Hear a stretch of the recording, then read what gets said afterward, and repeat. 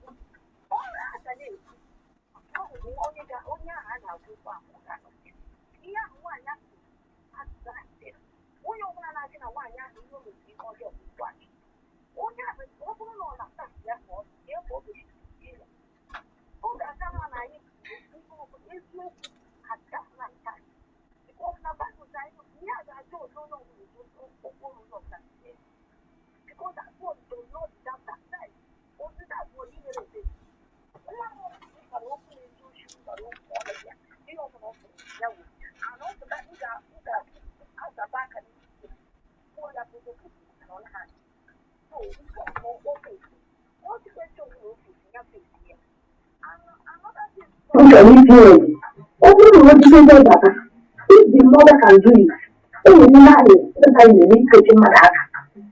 And I want to spiritual something, teaching that child that.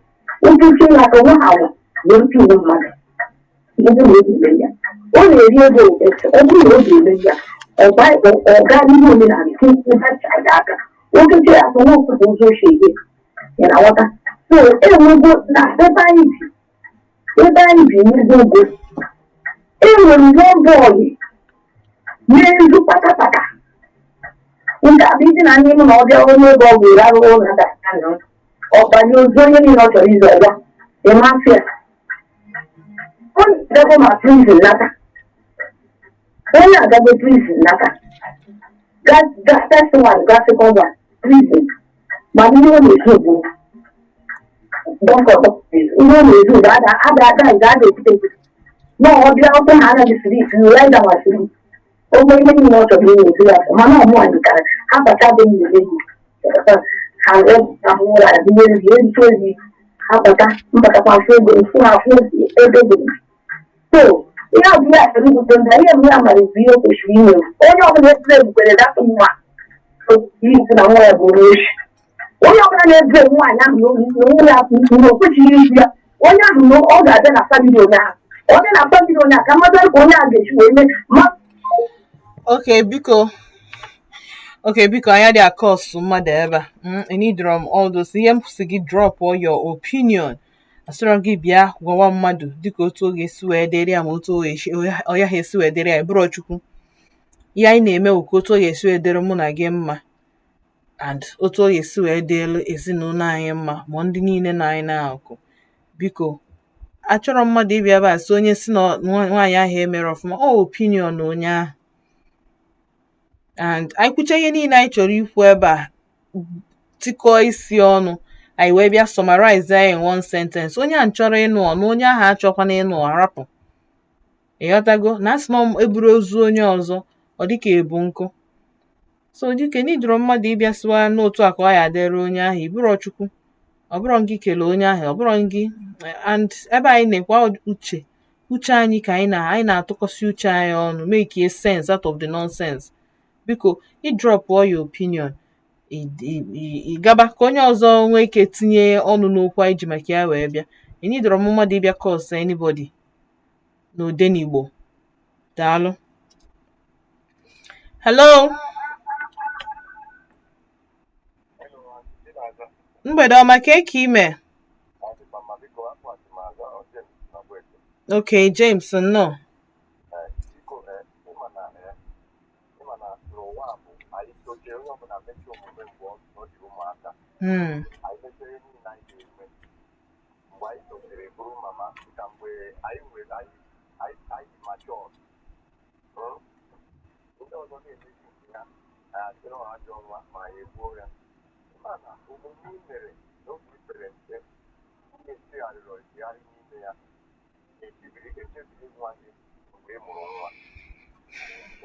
Mm.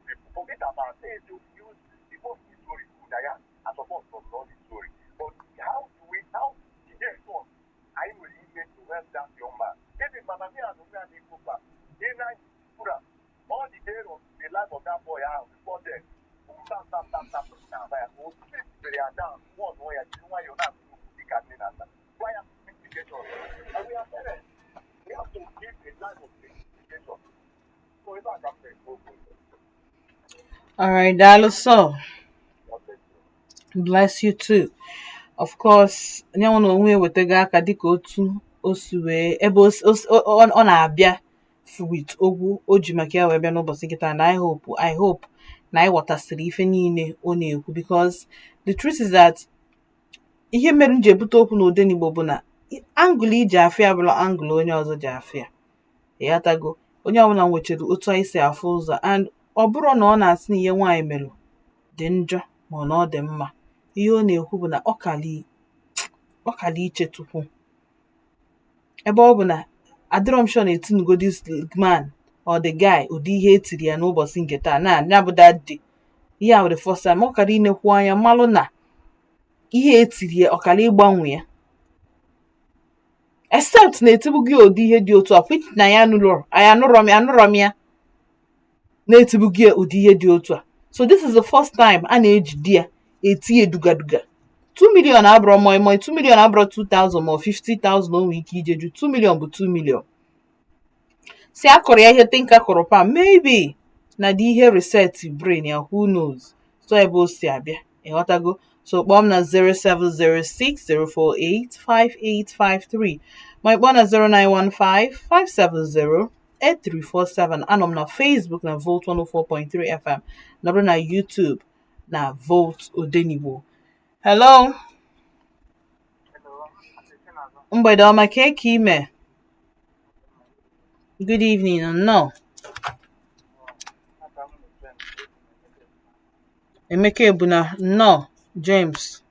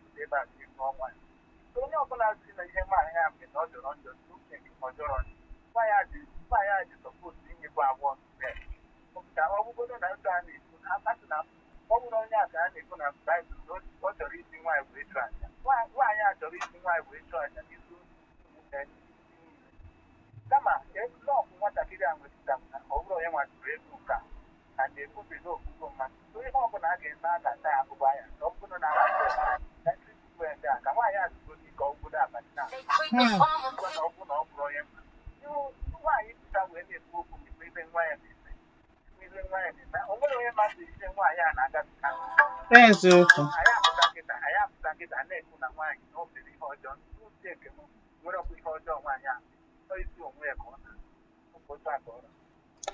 Daalụ sọ. Mgbakọ nzukọ si n'isi onwe ya ka nwaanyị na-azọ. Alright, na nwere ife dị ọjọọ n'ife o mere. 07060485853 ma kpọọ na 09155708347. Hello. Ka ime?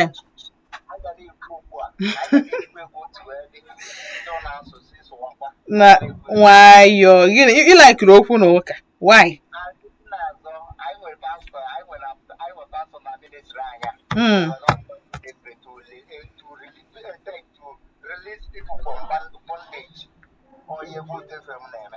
Eziokwu.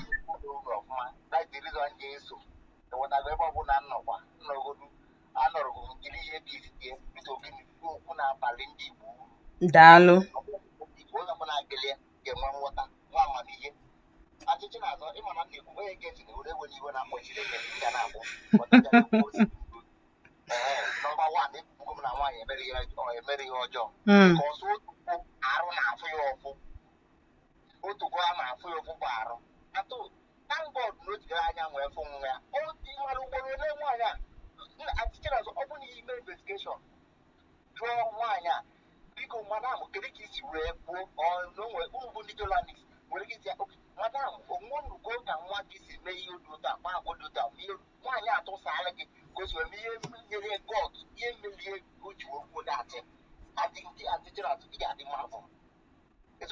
gị before God and wife.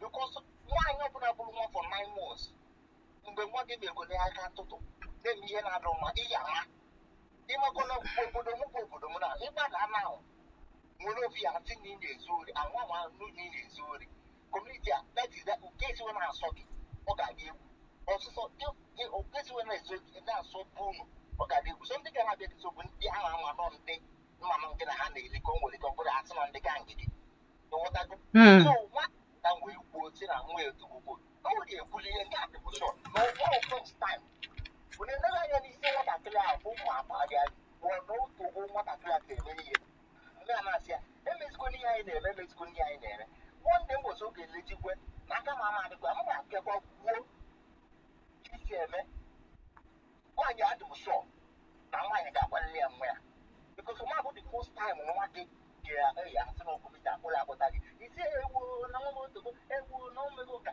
mba obeligoro onwere bọs were dị ọdọ pọsịbụl ụtakụ onye buru ndị for 9 months he must go if we guys advice you with for several times email investigation of my teacher as here from why you to go to again every in the woman about our brother they go not say to go to I man only the righteous but I do go according to what you ready and why you made it as a matter of God I'm going to be I only as an open kitchen but you have to say the truth.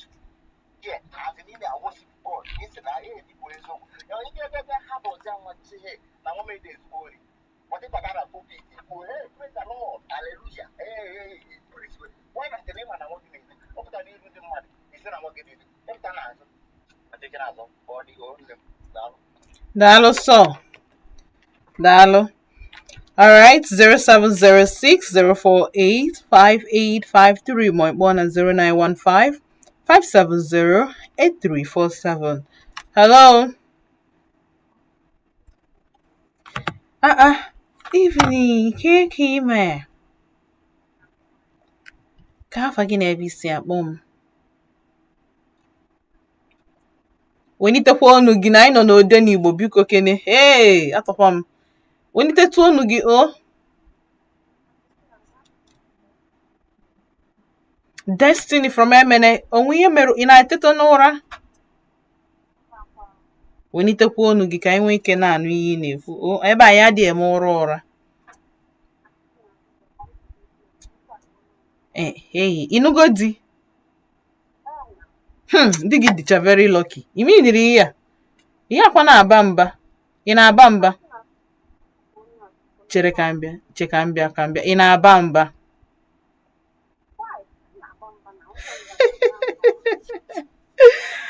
Gaa n'iru o. Ndo gbanyalụ. Gaa n'iru.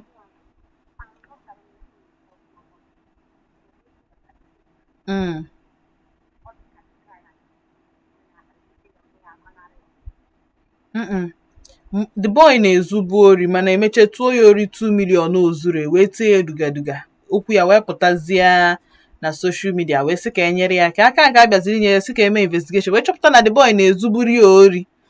Eyatago mmụ ya wee sikwuo na ọ na-ezu. In fact mmụ ya bụ ife si na nwa ya na-ezu ori na nke ozuro nke 2 million a mana ọ na-ezubu. So ajụjụ anyị na-ajụ bụ na otu a mmụ ya shi wee cast ya ọ dị mma. Echere m na otu ndị ọzọ na-akast ya mmụ ya sị mba nwa ya shi egbuni ya mana otu o si wee sisi gbuo ya buru ya jee nga si maa ya ikpe ihe ọbụla ọ fụtakwara na court na ọ dị mma.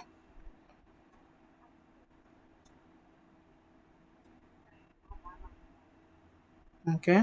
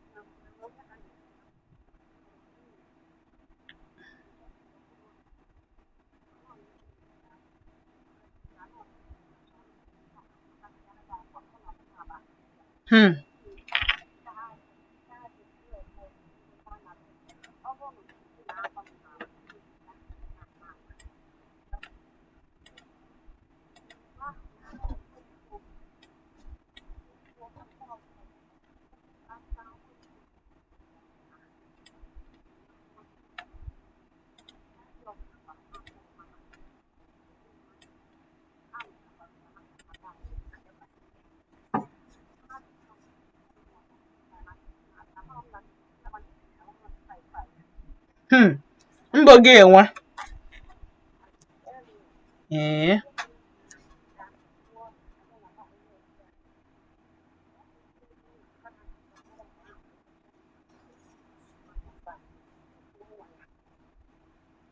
Hmm.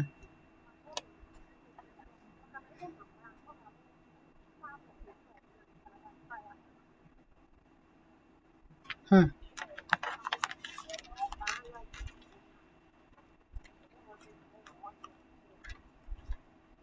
Hmm.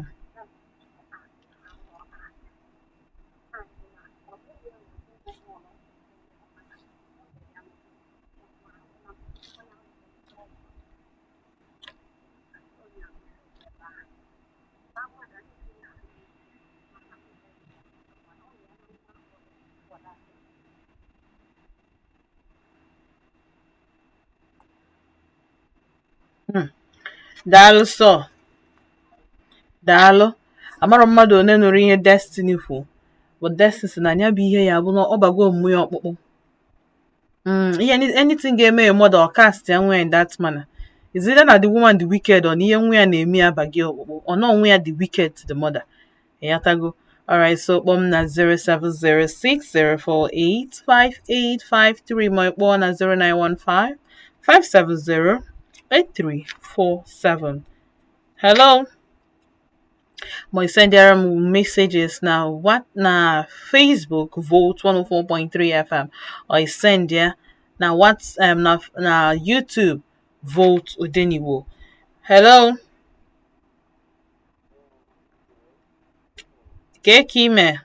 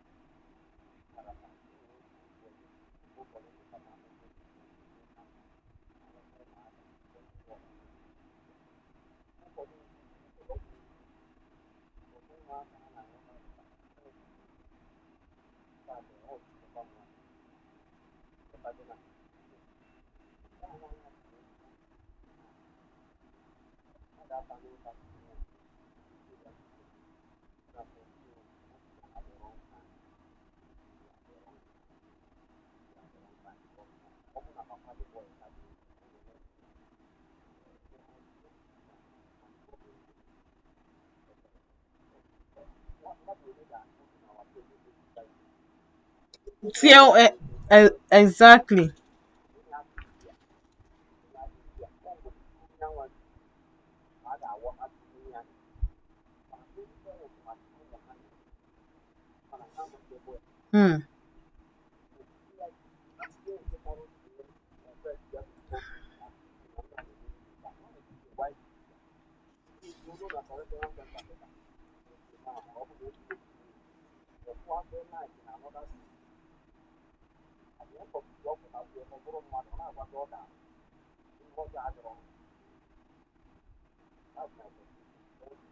Daalụ. Daalụ sọ. Alright, n'oge eteghị aka m ga-eje zụchara obere afịa ma kpọchala obere egwu. Ọ bụ na o nwere ihe ịchọ ịgwa m ka ndị ọzọ wee na-amụta maka ndị nne bụ na nwafame fa ezo, nwafame fa akọ ga-ebekwa ntị. Ịghọtago? Ọ ya abalụ gị uru n'ụbọchị nke taa.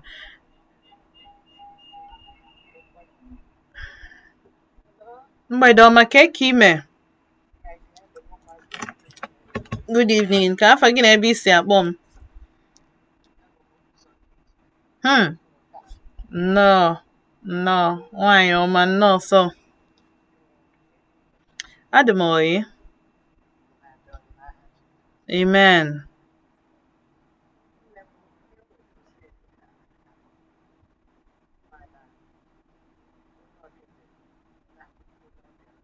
Nye eziokwu.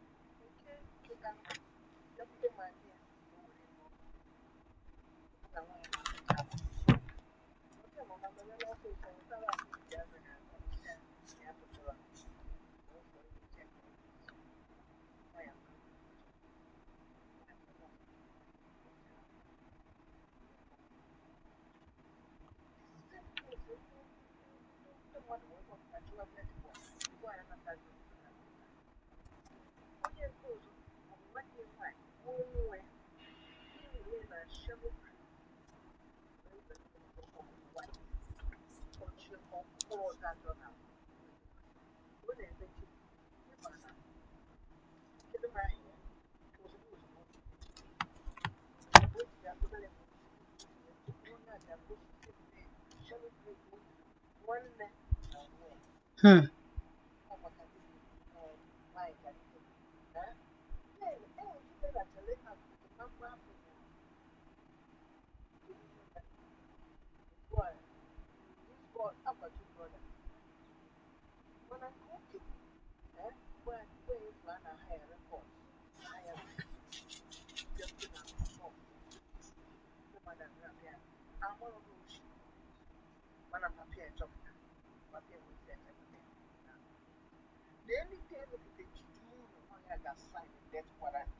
Oh.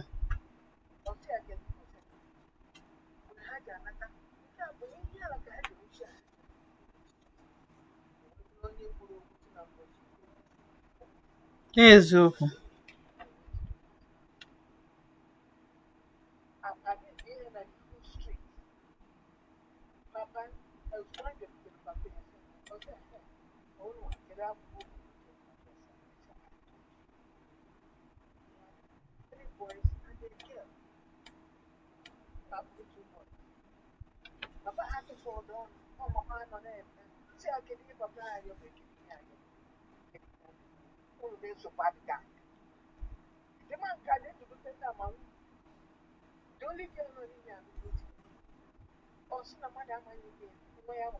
Mhm.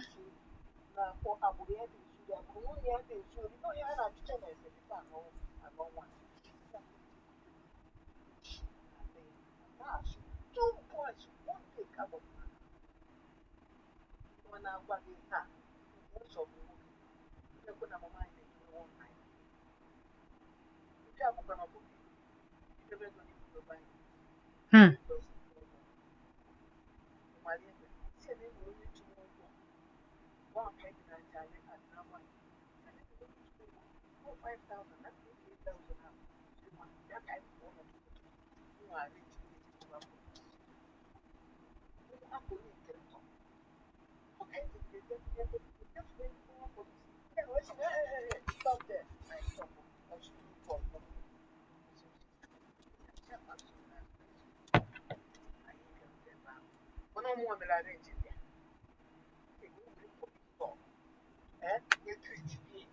Hmm.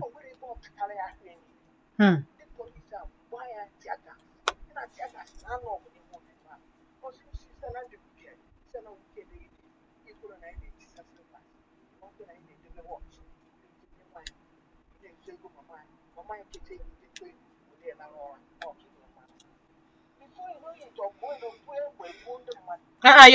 Your brother.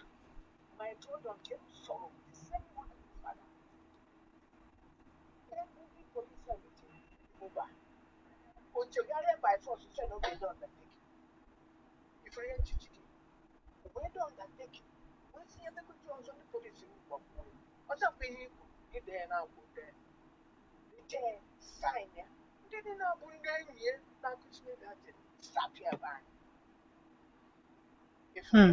Hmm.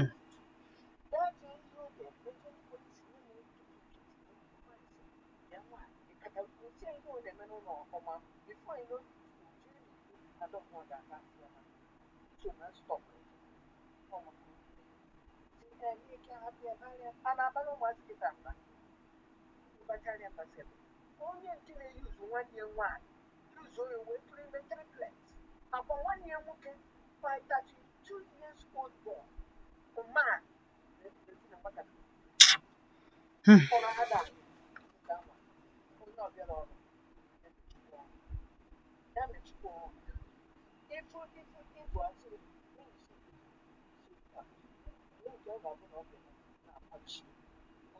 and then you'll be down there. I'm going to get to my life. I didn't. So I support them that woman. I support you in 100 over 100 and I'm going to support it. Then anti-court, premier layout. Who will get up in and then people share. Never can do anti-court. Give you their phone small boys, man. In town, and learn the mama had it there. I don't to throw on. How did then I broke about it? Mama, I said, when I had before that. Because someone that support don't want to play by. Or say, no, I see that boy. I said, the anti-court is from the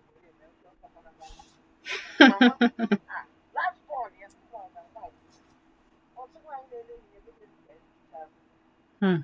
want to do something new. Oh, 1 year. And then go to a percent.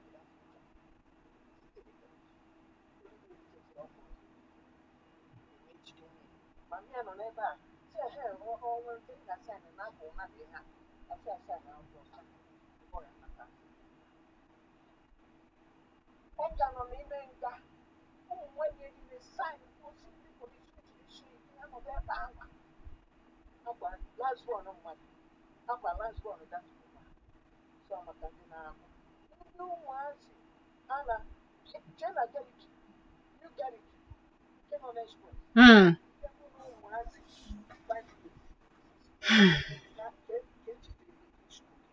Imagine. N'Enugu anya.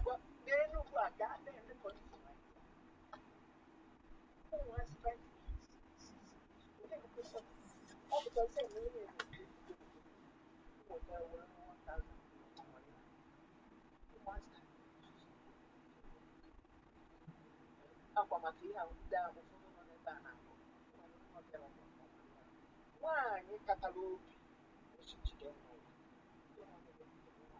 What kind of why I have to be good? My God, I HDM. I can only page. Career. 7 career. I watch. Hmm. I want it. I make it every day. And then they take the people from 90 miles. Because 90 miles is a woman. Now, Sunday people Sunday, kilometers, and they have a food. Oh, my God.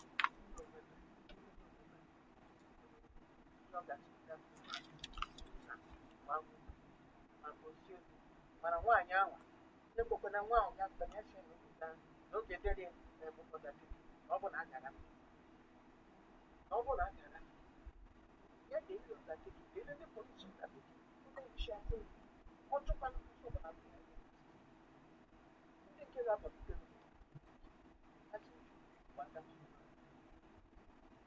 Amen. Amen. Daalụ. Bless you too.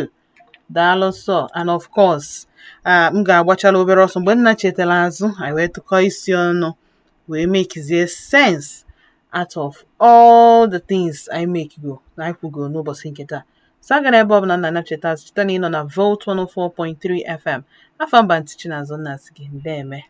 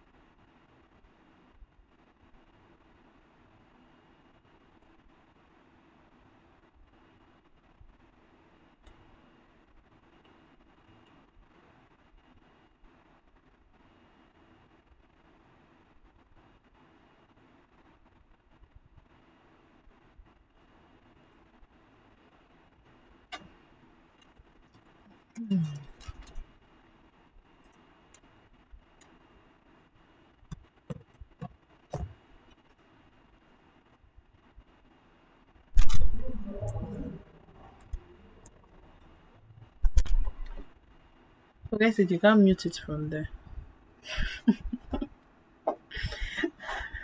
Whether you like it or not, you cannot.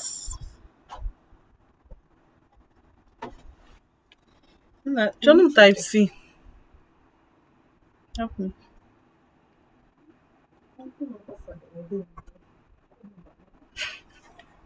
Tell me over the 30 minutes for charge that. Thank you.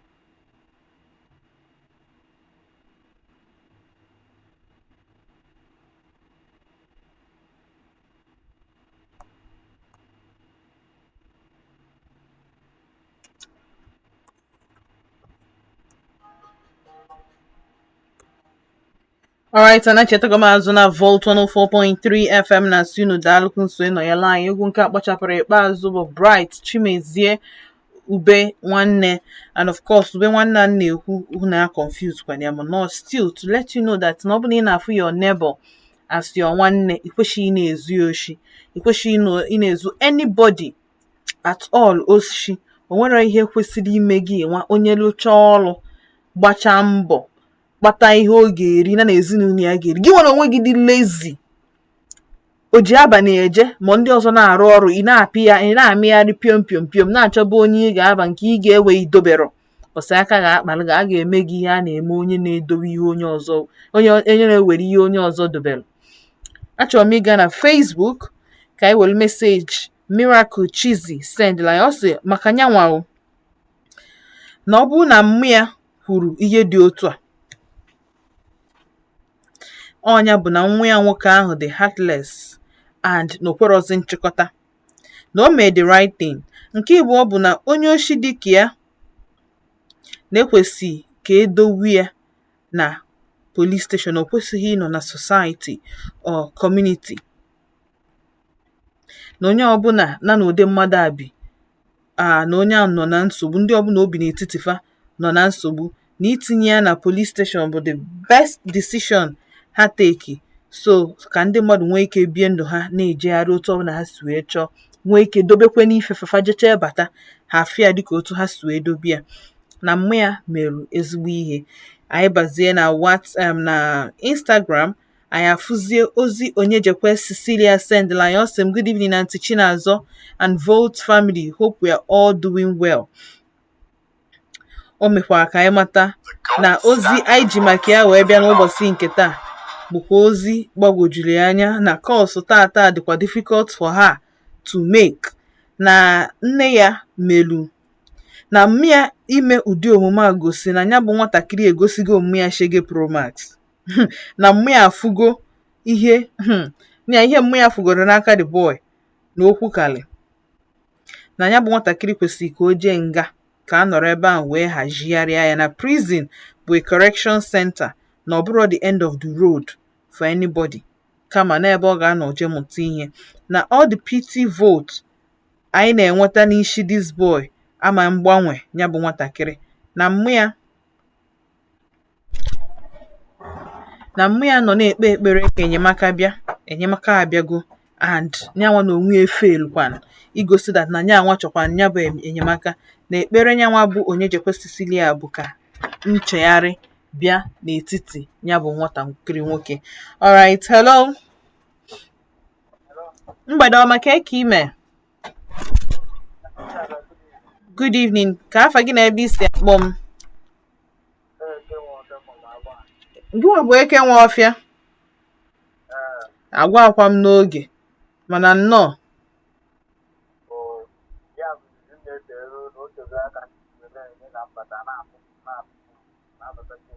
Thank God. Gaa n'iru nnọọ. Daalụ.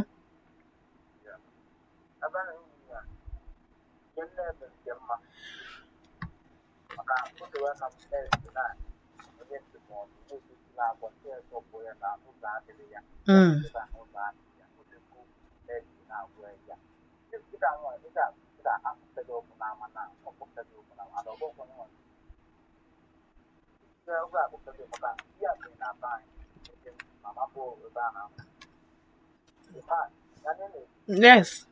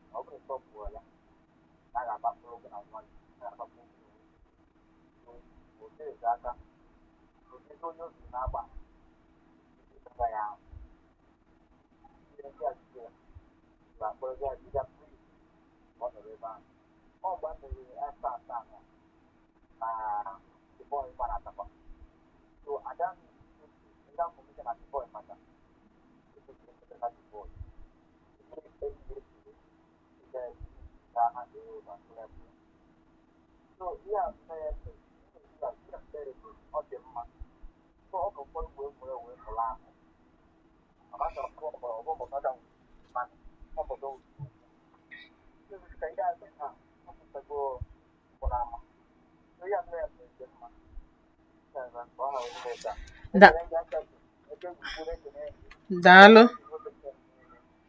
daalụ sọ daalụ o daalụ ebe a ka anyị ga-abịa na njedebe n'ụbọchị nke taa but asị m kwuo mma sị yes na mmịa na ihe mmịa mere dị n'oyi dị mma dị n'anya ya n'oyi o kwesị ọ bụ na nwa gị egosibeghị shege you no go understand ọ bụ na nwa gị egosibeghị shege in fact ụzọ echi na kpọrọ anyị gwa anyị ka o si wee handụlụọ nke nwanne ya nwoke maka na mmịa could not take up that responsibility. Ọnya bụ another role of siblings. Ọ bụrụ iwu na ị ga-ata onye ahụ tupu ime ihe kwesịrị ime. Ọ bụrụ iwu na ị ga-atụ ya. O nwere ike ịbụrụ gị nwatọrọ ya nwee ka ọ bụ na ọnya tọọ gị. But if nwatakịrị ọ nwanne gị ọ onye na-adịghị eme ihe dị mma, ihe na-ezighi ezi, ihe na-eweta, ihe nwere ike ịdị risky because one day I'm telling you one day that boy ama nche egbe mpigbu ka ọ ya apigbu onwe ya. Why? Because ọ gụnwa bụ onye furu ihe ọjọọ gba nkịtị otu ọnwụ gị ga-esi wee dị ya dị epik onye ọ na-agba n'aka because ị nọ na-witness ị nwere opportunities imake this boy better. Ọ bụ ha ga-egbu onwe ike mbọsị ọ ya emezu egbu onye nwa mana situation whereby akara iji just jiri nwayọọ nnọọ kpọrọ ọ ka mma na ọ dịrị m ndụ nọrọ na nga karịa na ọ nwụrụ anwụ. At least onye nwe ndụ ka nwee hope o nwere olileanya na mgbanwe dị mana onye a nwụọ o lose his life gị nwe na onwe gị eluzugo somebody. Ọ bụgodu na o nwere any greatness to know in that person ọ ya enwezi the chance to even shine. So ọ kalụ mma na nwaanyị anụ a kwuru okwu mgbe o kwuru yes o nwere ụfọdụ bụ na itighi ihe ezuru o nwere ndị need ka deprive of their freedom ka ha nọgene 2 months without izu oshi. By the time ha nọ 2 months or 3 months without izu oshi, I water that na this thing they can actually do without it. Ụfọdụ bụ addiction, ụfọdụ bụ emele eme, ụfọdụ bụ ịchọ okwu. Because ndị mmadụ mepee ọnụ ha gwa gị the reasons why ha ji eme ya ya eme gị nwa ya na-asị dị sef na ndị a makwa ihe. Onwe ndị etinyere uche ha na komkom wee tinye fanya n'isi. Ụfọdụ enweghị reason, they are just doing it because o nwere ike ọ bụ na ọ dị hobby ọ nọghị ha mana ha amaghịzị na mmadụ ọzọ ka ha na-emegide and ihe ha na-eme bụ njọ bụrụ alụ bụrụ crime. So biko ọ na-adịkwa mma emeghara ọdachi maka na mgbe ọ ya ehiti ọ ga-ehiti na ọ ga-adị egwu. Ebe a ka m ga-abịa na njedebe soon ka echi na-eburu ụbọchị ọzọ mụ ga-anọ na Volt 104.3 FM. Ụmụ niile nọ na YouTube na-ekiri m na-ekene unu na-asị unu daalụ. Ndị nọ na Facebook thank you so much. Ndị kpọrọ m adị m very grateful na-asị unu thank you daalụnụ ka echi na-eburu ụbọchị ọzọ mụ na unu ga-anọ. Ehi enwe ọdụ Celestine Obiakọ ka m ga-eji wee hapụ n'ụbọchị nke taa. Ndewo.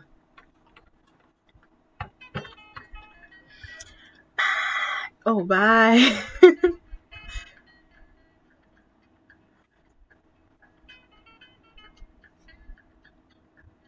Use for news. Size how? Font size. Bold. Font size. 16. So why are you using 22? Reduce it. Now, is that what you called me? No, I cannot do all these things for you. Otem Meju I got through the news. I just came up 5 minutes ago. Otem Meju I got through news. Can Meju I reduce? Those are the things you're supposed to be doing now. Then you're not supposed to use bold. Bold is for the names only. Okay. Okay, Munsowo.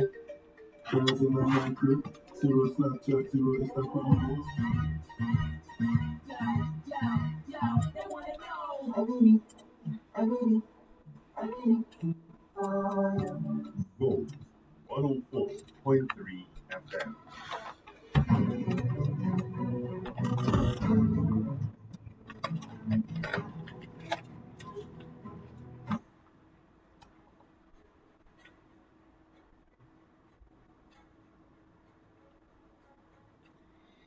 Good evening, welcome to Volt News at 6. I am Chinazo Uba.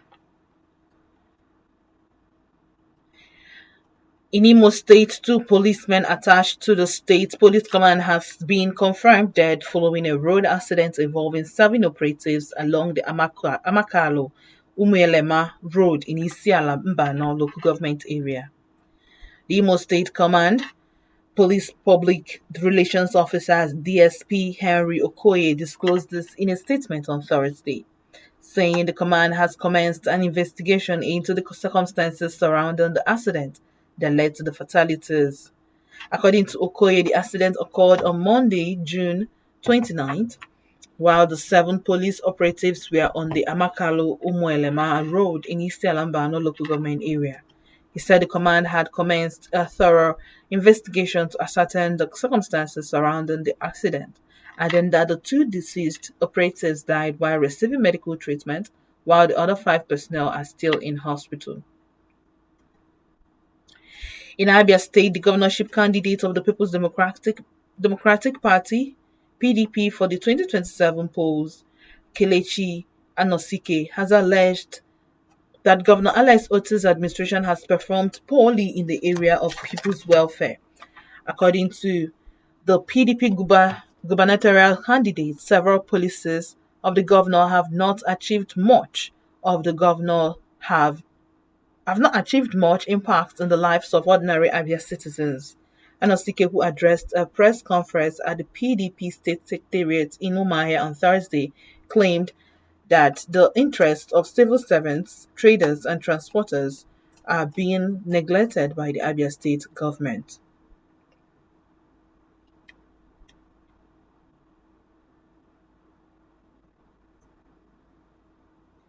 The Nigerian Medical Association (NMA) Enugu State proudly joined the government of Enugu State during the supportive supervisory visit to one of the newly commissioned Type 2 Primary Health Center (PHC) projects at Ihe Nsukka local government area, led by His Excellency, the Executive Governor of Enugu State, Dr. Peter Ndubisimba. Represented by the state chairman, Dr. Sunday Okafor, the association delivered a warm goodwill message on behalf of the leadership and the entire medical profession in Enugu State, applauding what is undoubtedly one of the most ambitious and transformative primary healthcare infrastructure projects in Nigeria. Moving on to national news, the federal government is pursuing a stronger security industry partnership to increase crude oil production as part of broader efforts to strengthen the national economy. To advance the initiative, the Minister of Defense, General Christopher Musa, convened a strategic meeting with oil and gas stakeholders at the headquarters of 6th Division, Nigerian Army, Port Harcourt. The engagement focused on aligning efforts around the protection of critical assets and driving sustainable economic growth. The high-level meeting brought together military commanders, regulatory institutions, and industry operators to develop a coordinated response to sabotage, pipeline vandalism, and other threats to national oil infrastructure. European Development Finance Institutions (DFIs) are expanding their investment in Nigeria, citing growing confidence in the country's economic reforms. The institutions have committed fresh financing to infrastructure, agriculture, healthcare, renewable energy, and small businesses. The renewed commitment was announced at the 10th Nigeria European Union EU Business Forum, where European financiers unveiled new funding initiatives and signaled that additional investments are in the pipeline to support Nigeria's long-term economic transformation. Moving on to the sports news, the Tigers arrived in Luanda with a 1-2 record and questionable chances of advancing far in the 2027 FIBA Basketball World Cup African qualifiers. However, their 8-4 to 8-1 victory over Tunisia reflected their determination to turn things around. Tunisia head coach Adel Tlatil was the first to acknowledge this, saying that the same team was defeated 7 months ago, that they could have 10 different rosters. The two-time NBA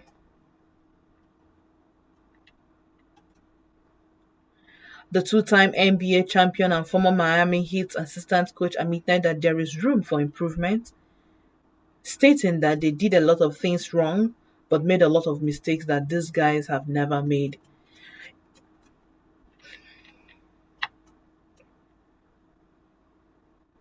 The Premier League new boys Hull City have confirmed that young defender James Debayo will be spending the upcoming season on loan at League Two club Windon Town. James is the younger brother of Chelsea Academy product Josh Debayo, who trained with Nigerians Golden Eaglets ahead of the 2013 FIFA Under-17 World Cup, but missed out on the final squad that traveled to the United Arab Emirates. And that's the news at 6. I am Chinazo Uba. Have a wonderful evening.